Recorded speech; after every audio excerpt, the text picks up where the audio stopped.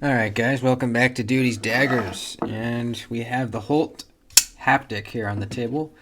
I recently did a video of this, just an unboxing, kind of first impressions of it, but it is now mine. This is now my knife. The guy that sent it to me needed some money. Unfortunately, I was having car issues and needed to sell it, so he offered it to me for a really good price, and I bought it. Couldn't resist. This thing is just really, really nice. So I'm really, really happy to own a Holt finally. This thing is just amazing, and I kind of wanted to do like a more in-depth video on it and then take it apart also. We kind of have a tradition on this channel of taking apart any like really high-end knives that we get, because oftentimes there's some really cool little Easter eggs inside of it. Like on the Lamia, there's that naked lady on the inside. On the Rask, there's like all kinds of little intricate little details on the inside there. Um, I mean, the Brown Knives Cortex, there's like a picture of a brain on the inside. So there's just usually some cool stuff on the inside of these really nice knives. So I want to take this thing apart and look at it. Um, so first of all, thank you, Ian, for selling this to me. I'm really, really happy with it. It does need a sharpen. I'm not sure if I'll do it myself or send it off. I'll probably, I don't know. I might do it myself. I'm just kind of nervous, you know. I've never really messed up an edge using my Hapstone sharpener, but I don't know. Still, you know, it's an expensive knife. This is a beautiful knife. It's really absolutely beautiful. I mean, this milling on the handle is just incredible. How we have this kind of like milled little dip right here in the surface. It's not just flat contoured. There's actually like layers going on here. And how the milling transitions on that line is just amazing.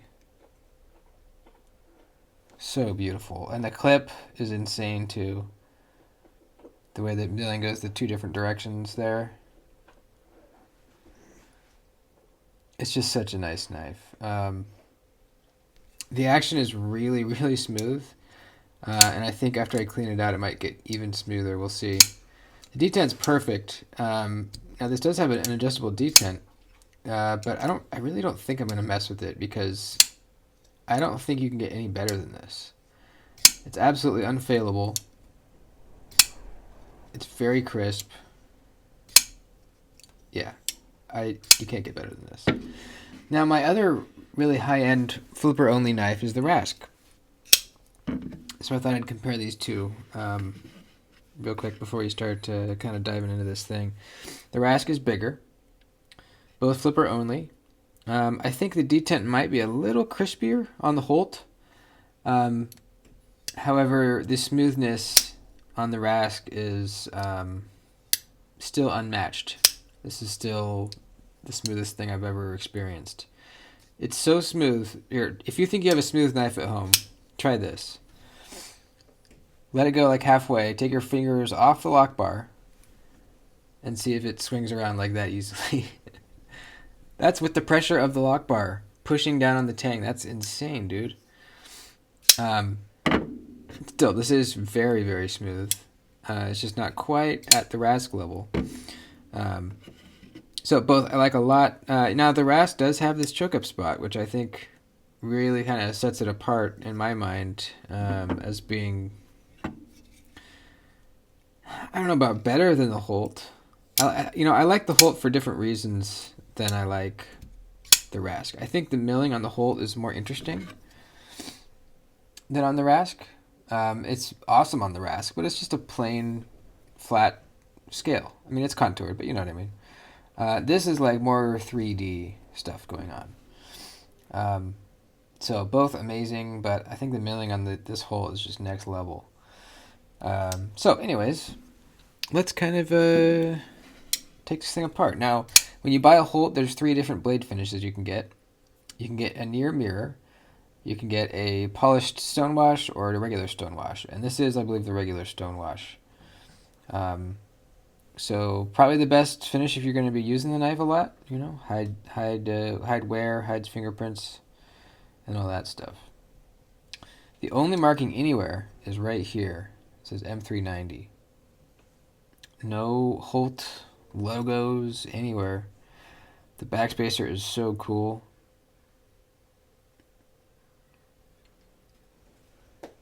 Yeah, just really, really, really nice. So let's take this thing apart. It's a T8 and a 10. These are the only things we need here. I guess we will take out these body screws.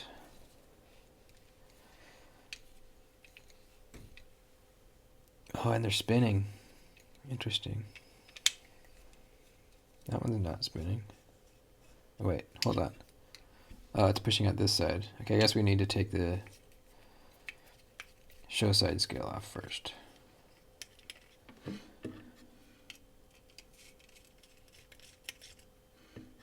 Just like that.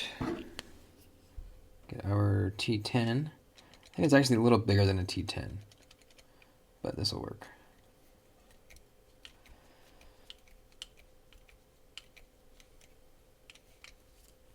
Yeah, this is the correct side to disassemble from. Got some Loctite in there. Wow, a lot of Loctite. Someone went crazy with the Loctite. Here, let's see. There we go. Get that little crispy piece of Loctite out. Now we should be able to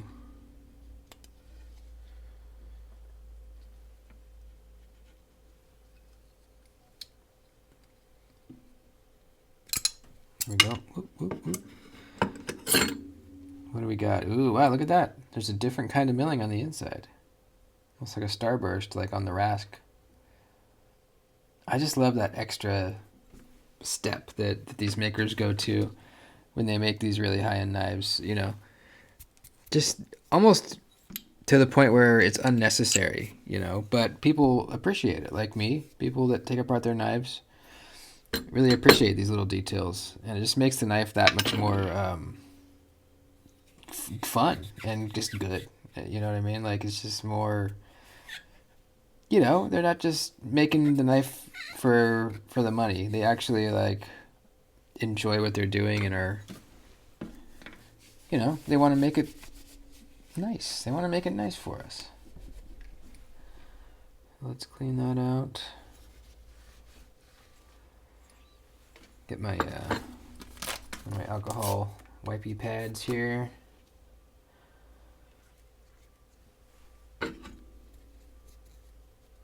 Clean all up in here.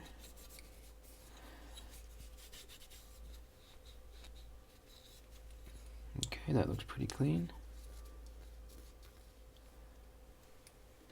Let's take the blade off. Now this you can see from the outside. You're able to look in and see that Holt Bladeworks Haptic 360. Not sure what the 360 is. Is that the number of the knife? It's got to be.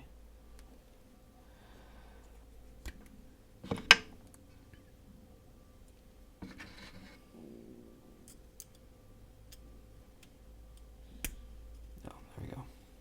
Take these out.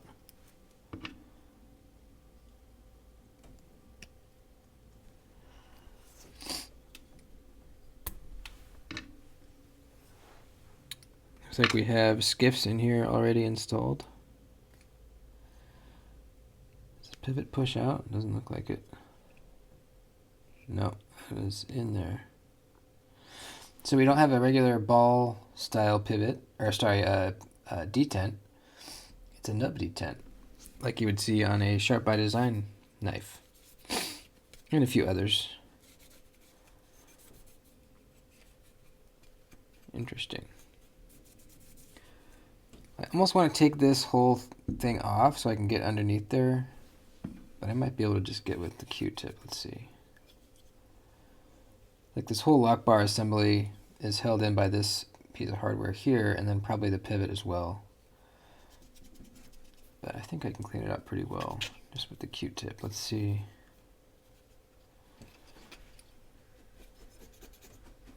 Now the adjustable detent is adjusted by this little set screw right here, I believe. like I said, I'm not going to mess with it because I really can't see it possibly getting any better. If it was any stronger, it would be too strong, and any lighter would be too light. So I really think I'm just going to leave it.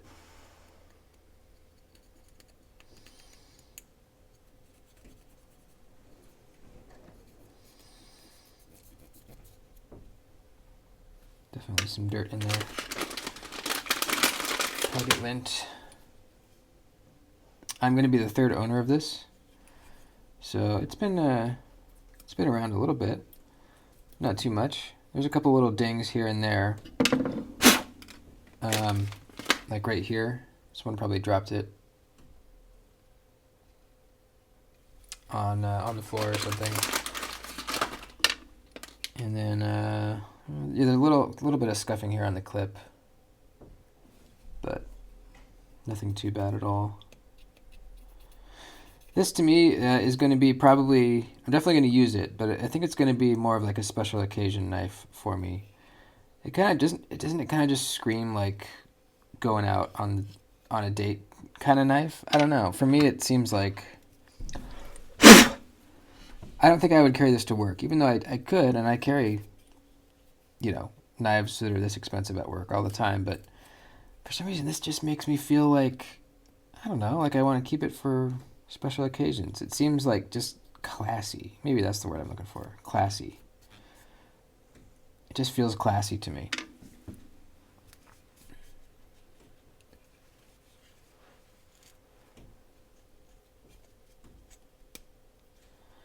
All right, I think we're pretty well cleaned up.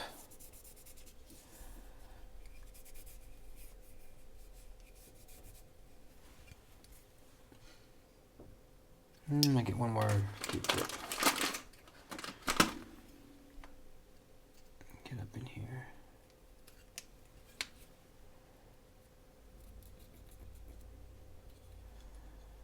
Now the Rask definitely had more detail on the inside, I think.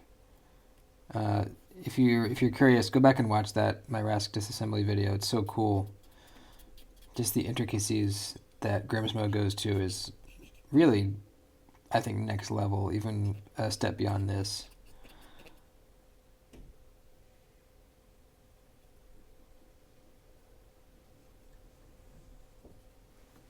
All right, I think we're good.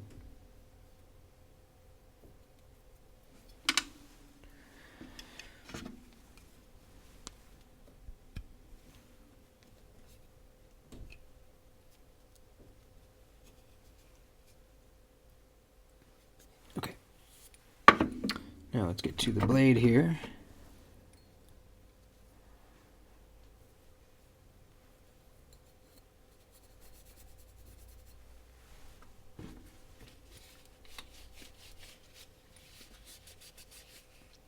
Before I bought this one, and I was considering buying one on my own, I was kind of torn between the blade finishes.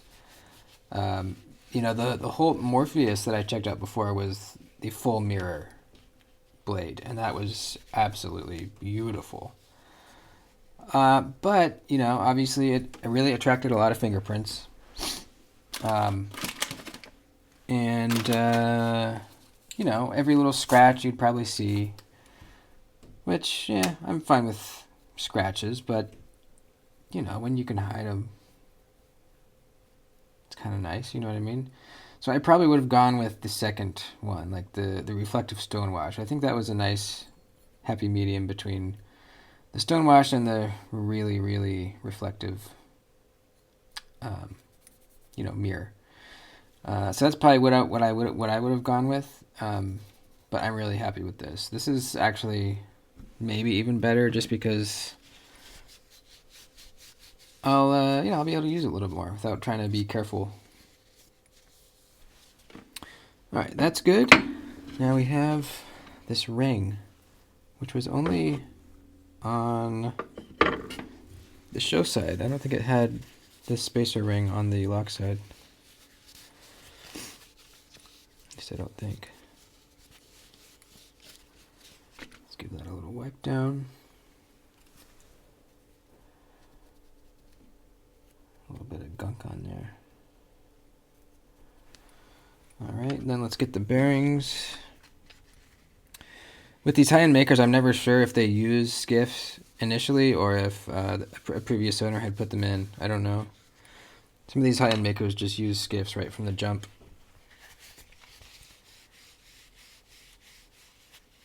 That really goes to show how good skiffs are, you know.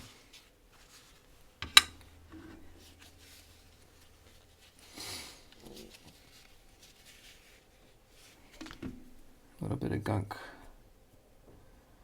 getting cleaned off here on the pivot. Okay, that's pretty good. Let's get the backspacer real quick. Got this little groove in the backspacer that the very tip of the blade sits in, which is so cool. It's almost like kind of showing off, you know, their accuracy in their machining. All right, let's grab our lube and get this back together.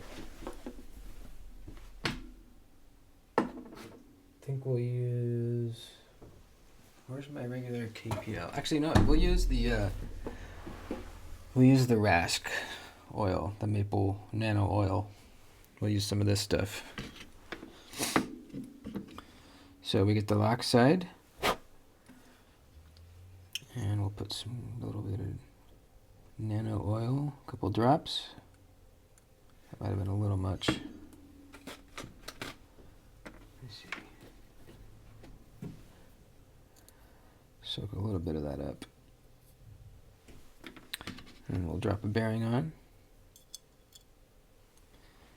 I think we'll put a drop on the detent nub. And then we will put some in the track on the side of the blade. You know what? I think I forgot this hole.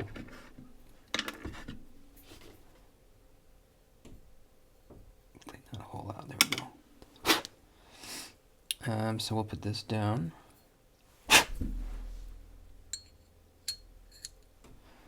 Like so. And then we will, actually, you know what? We should put our backspacer in. So we got these two posts fit very tightly.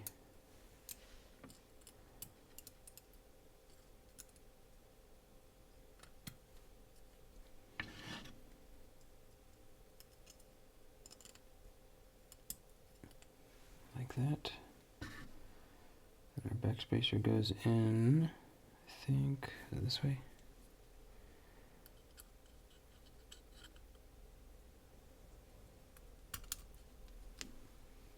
Yeah, that way.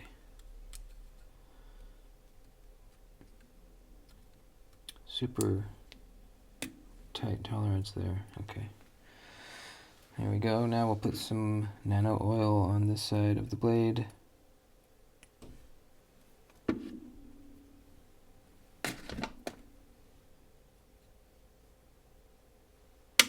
Shouldn't have done that.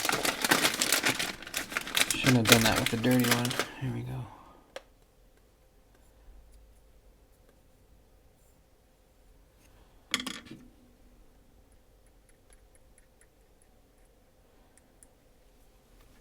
Drop the bearing on. And the spacer. Then we'll put a little bit on the scale.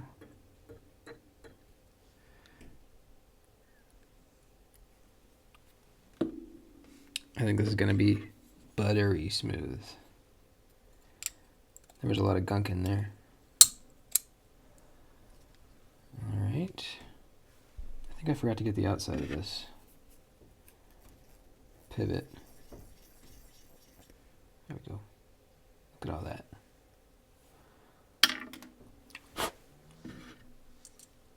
I'll probably Loctite it after it's all together.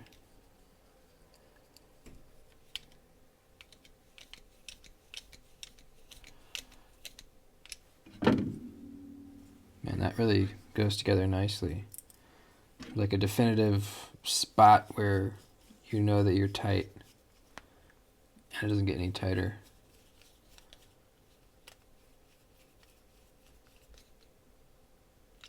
Okay, I thought that would spin, but it doesn't somehow.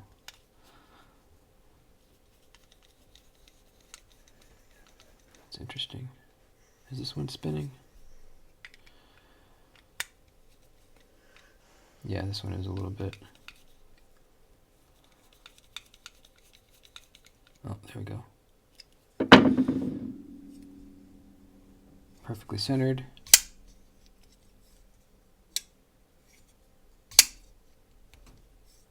Maybe a little tight. Let's see. Let's back it off a little.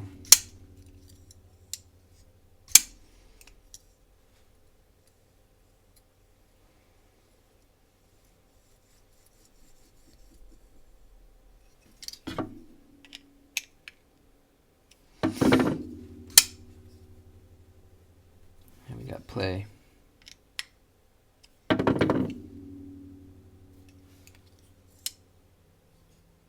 That's weird. I still feel like a little bit of grittiness. Not sure what that's coming from.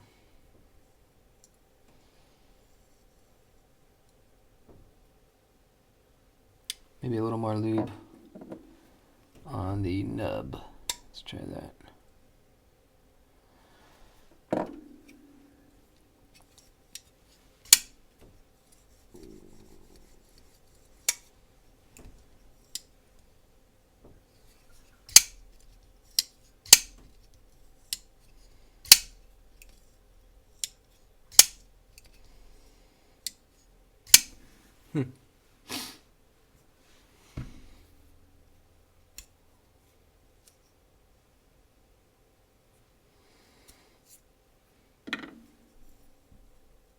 Probably just needs to be flipped a few times.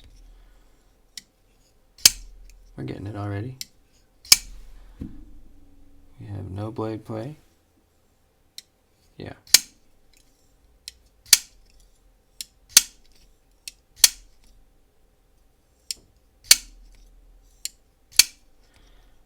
Makes such a good sound when you flip it. It's like makes a tone. It's not like a click, it's like a bink or a bonk.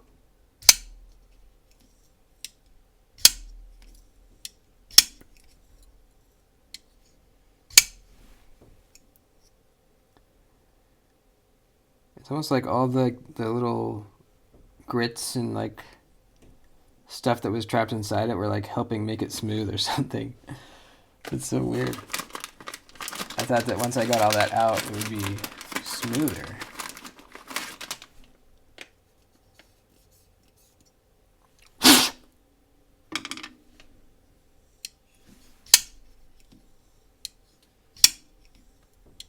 Oh yeah, it's already, yeah, it just needed to be flipped a few times. Gonna wear itself back in, I think. Yeah. Yeah, we're good. Oh yeah, oh yeah. Sweet. We're good. We are so good. Still tight. So there you go. That's what the inside of a Haptic looks like. I would really recommend these things, these knives from Holt. The Haptic the Morpheus is the drop pointed one, and this one here is the sheep's foot. I like them both a lot. I'm not sure, if I had to choose between the two, which I would go for.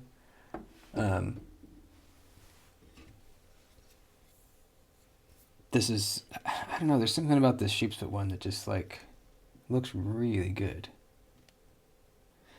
And, I wasn't sure before, but they do have the same handles. The Morpheus and the Haptic have the same handles. The only difference is the blade shapes. I wasn't sure on that before, but now I looked at them again and I realized that that was the case. Yeah, really excellently built knives. Really good ergos too, like fantastic ergos. It's a little fatter than the Rask. A little wider in the handle. So it just kind of fills out your palm very nicely. Nice and thick, just feels good. there you go. Little haptic disassembly. This is just crazy how it's flush down here at the tip. Like not only at the tip, but all the way back to like right here. These two scales and this surface of the tip of the blade are flush with each other. Never seen that. Then you know the Rask is flush in some areas too, like right here. It's flush, which is really cool. The blade and the two scales, it's flush right there.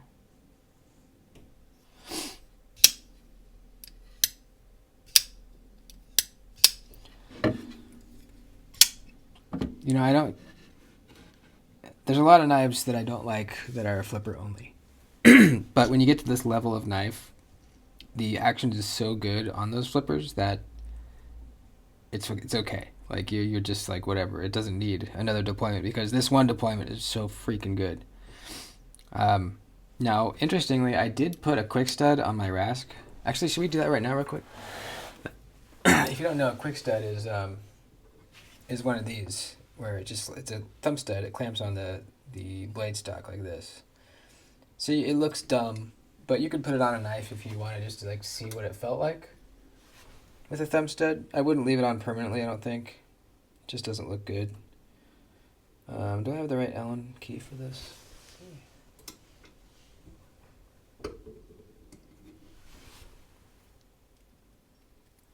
That's too big.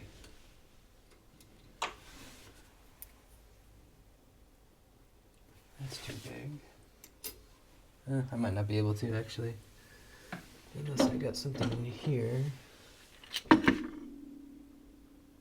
No.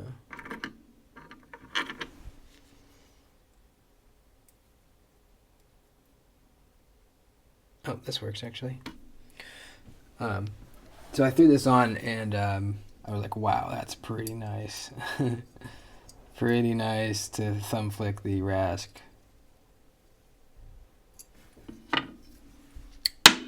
Whoops, probably should have tightened it more. Bing!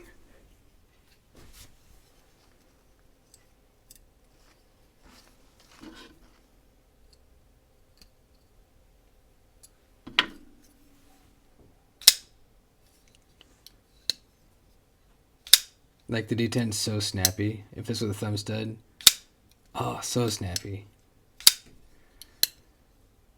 I've seen someone put a thumb stud on a Rask before. I think it was Brian from Transparent Knives put a thumb stud on a Rask. I think he deleted the flipper tab also, so it was just flat right here. I think it looks pretty good, although I think I would leave the flipper tab on because it's really not in the way of anything. You can choke up right above it super comfortably, so it's not like it's in the way. I would leave both. I would put a thumb stud on and leave the flipper tab. Should I do that? You can get thumb studs from Grimsmo, so it would still be like a full Grimsmo knife. I don't know. Let me know in the comments. What would you do? What would you do? So anyways, that's it. Thanks for watching, folks. Please like the video before you leave. I know I've been on a run recently with the Grails, and that run has come to an end with this knife. This was my last big purchase for a while. It needs to be. Yeah, I'm done. I'm done. But man, was it a run. Man, was it a good run. Thanks, guys. I love ya. See ya.